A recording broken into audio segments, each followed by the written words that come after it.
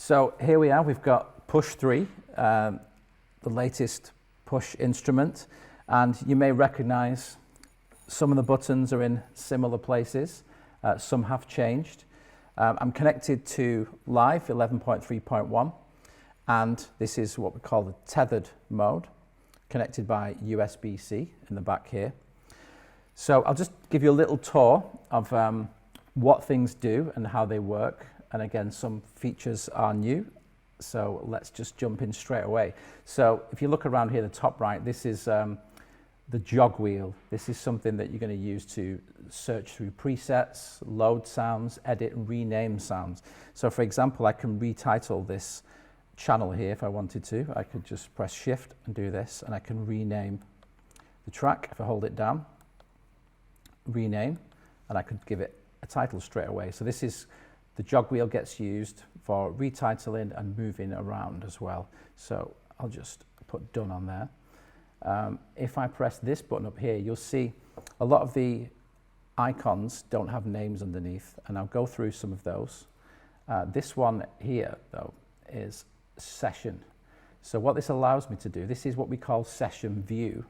So you can scroll through and select a scene. You can launch it by pressing, just clicking down.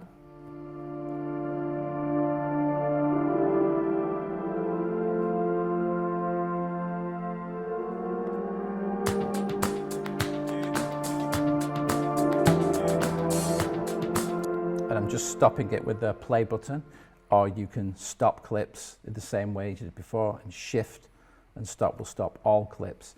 If you have titled any of your scenes, these aren't actually, but if you just hold the side of it, it will display the name there. It's just to save space.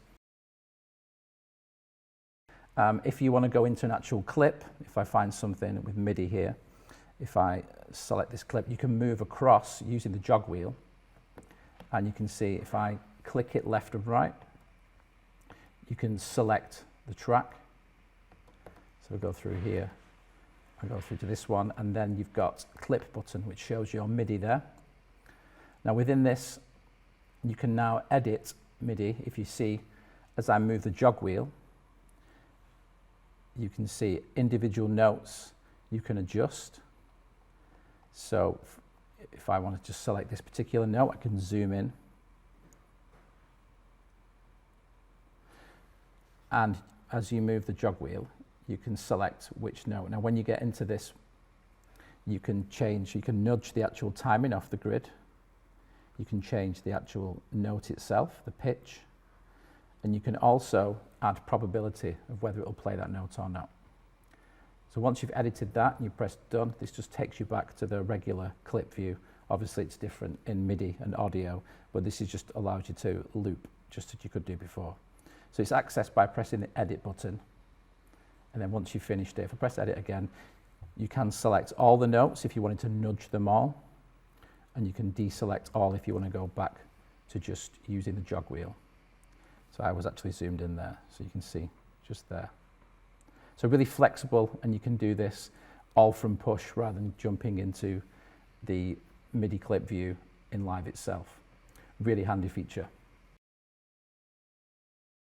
So I've just loaded another set here now. Just have a look at these pads, and every instrument now in Live since 11.3.1 now is MPE enabled. Every instrument, every synth in Live, with the exception of operator currently, is MPE enabled. There will be all kinds of different drum kits that also have MPE. This is just an example that I have at the moment, that the pad itself, we've got like a hi-hat, for example. This is one of the pads that's been customized to feature the MPE. And for those of you who don't know, MPE is MIDI polyphonic expression. And what this enables you to do is, within the actual pad itself, is by sliding or pushing, pressing, you can change characteristics of the sound. In this case, it's an actual different sample. So if I play the edge of the pad here, you've got like a closed hi-hat. As I go towards the edge here, it's an open hi-hat. So if you were to play a beat,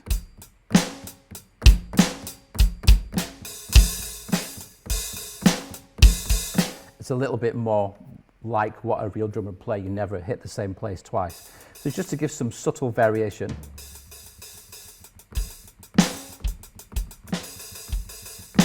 So you can really tell the difference when you're playing it yourself, obviously, when you're doing it like this.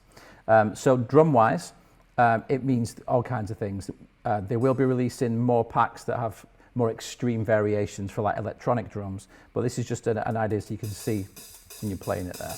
And the snares itself as well, you can actually have slightly different tones depending on where you hit the drum. This is one of the sounds that comes shipped with Live. It's a dulcimer, and you can see as soon as I actually start playing it, it's a string sound, but as you slide across, you can just glide across. The pitch is really easy. The pads are amazing. It's definitely something you need to touch and try. If I just press here and then slide, if you're used to push 2, you'll know that you can be in key. If I press scale, I'm currently set to D minor and I'm in key. So basically every note that I press and slide into will not be out of tune. So as you see, I play the note, and if I just slide to the right, you can hear the bending just within one pad. Imagine that this one pad is like a whole big drum pad, and it's almost like divided into like zones. So as I'm sliding across, it's going to bend slightly. It can even detect where you are in the pad. So if I hit right in the middle, you can just carry straight onto the next one. So you can do these big sliding gestures.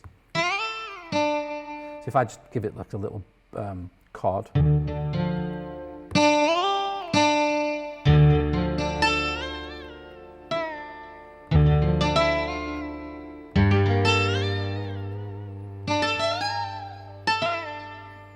So anyone who's played a push 2 before, you kind of intuitively wanted to do that, but now you actually can do it. But try another one, this one here. When you move up and down the pad, it changes the actual tones. So if you were to play a chord,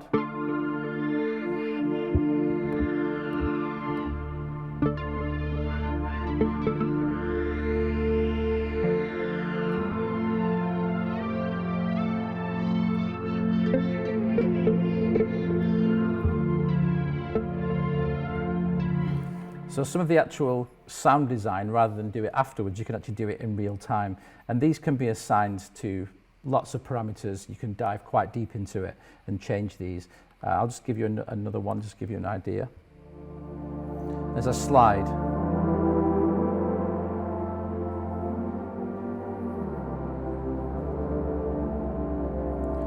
so it takes some getting used to, but you find yourself instinctively wanting to do it on all the instruments.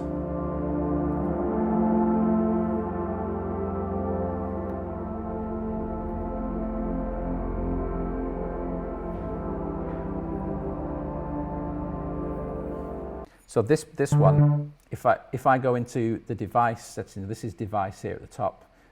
Again, it's being replaced with more of an icon which represents the device itself, the macros.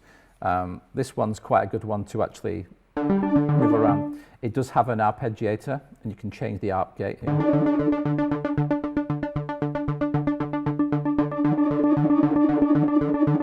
And if you hold down a chord or just two octaves apart,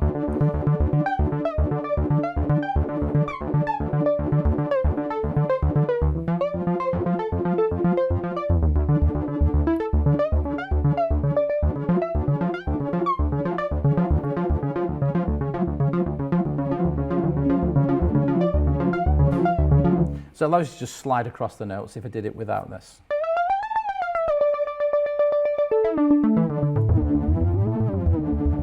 Lots of fun to be had with that. So if I go into settings now, you can kind of see under the expression how you can adjust this. So if you think of each pad is like the fret on a violin or a guitar. This is currently set to finger. So when I press this, no matter where on the pad I play, it will still be in tune. And you can adjust the in tune width so that you can actually make it easier for yourself not to play out of tune. So if I hold this down, no matter where I hit it, it will be in tune. Then if I move it, and so now in tune goes back to the middle. This is set automatically, or you can turn it off or just on all the time. But if you change this to pad, this is more like a violin or a fretless instrument, that no matter where you play it, it will be. So this was out of tune immediately, and I have to slide it back to the middle. So that's a little trickier, and you can make it so by changing the in tune width really on the lower values, it's always going to be out of tune, so you have to play really accurately. So depending on what you're trying to achieve, personally I like it on finger because then you know that you can play in tune and then move it around.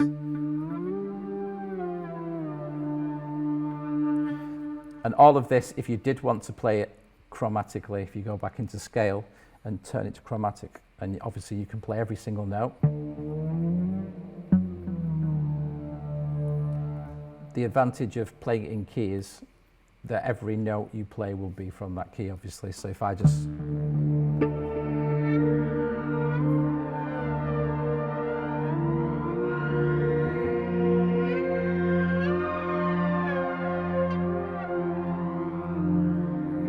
So every note was in tune, apart from the subtle bending. So with some practice, I'm still learning, obviously, you can get some great sounds. So experiment with that.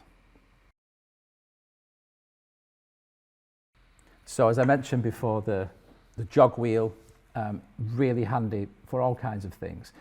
You can load sets. If you're in note mode and you're playing and you wanted to repeat or something like that, you can hold the button down Momentary and then just let go.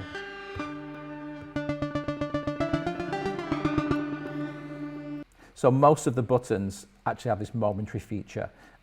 Depending on how you use Push yourself, you'll probably find you'll use more than others. The one I've been using the most is just quickly check session view. But do try them because most of them do, like layout, for example. Just let go, does that. So let's have a look at the connections at the back. I've currently got my headphones plugged into the headphone jack here.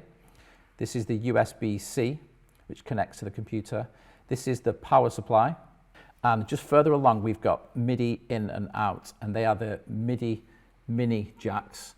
One thing that you will notice when you see a Push 3 in real life is that it's the exact same form as a Push 2. So everything all fits in there. So we've got MIDI. We've also got a USB-A on the back, which can allow a USB hub to connect up to 6 devices.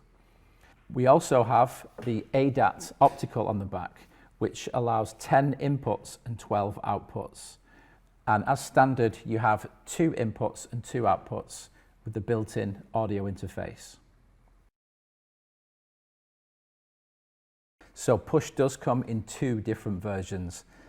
I can actually unplug this, which was connected to the computer, and now we're actually going to run it in standalone. So if I just select standalone, now Push is completely separate from the computer. Once it switches the mode, you'll be able to see here, I'm now running in standalone mode, and it's got 36% on the actual battery. Once charged, you can have about 2 hours on this lithium battery that's inside, and basically there is a computer inside running live on a Linux system. So now Push is running completely standalone, and this now means you have a Wi-Fi and software. If I press software, when you first get the unit, it runs Ableton Live Intro, and you can then authorize it to whatever version you have, standard or suite. So you just need to connect to a Wi-Fi network. I'm not currently connected, and you can then see which version you have here. Once you've authorized any packs that you have, so if you're a suite or standard owner, all your packs will be available to browse through, just like we looked at before. Also, with it being standalone, there's a computer inside which can be upgraded in the future, so it really will stand the test of time, because you can upgrade this, you can change the hard drive as you need to. It comes with a 256 gig hard drive, and I've used that so far. So once it's connected, anything that you do on your computer, we can use what's called push continuity, which means you can start something on push, carry it on the computer, and vice versa. Let me show you how to do that. So if we're on Wi-Fi, I've connected to my phone, just tether it. On the computer you see push shows up, and then what I can do now is it can see on the network there is one push, and I can pair with it. Once I click this, it sends a request to my unit, and I need to put a number here. And then if I go back to the unit, you can see it gives me a number, and I just put this in here.